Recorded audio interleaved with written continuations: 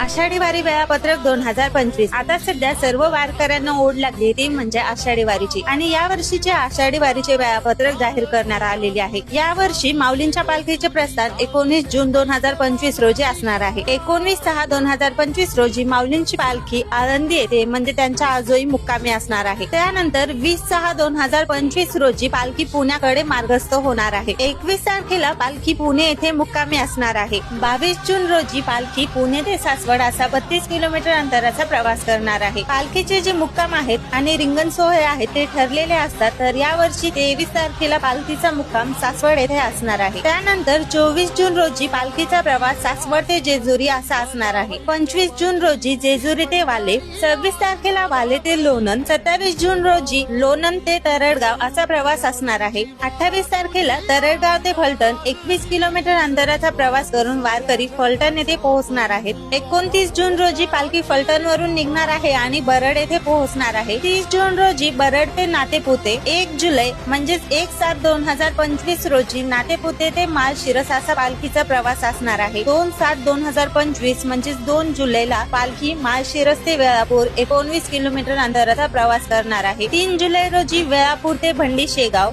आणि 4 जुलै रोजी भंडी शेगाव ते वाखरी 10 किलोमीटर अंतराचा प्रवास असणार आहे. आणि या वर्षी 4 जुलै रोजी वाखरी येथे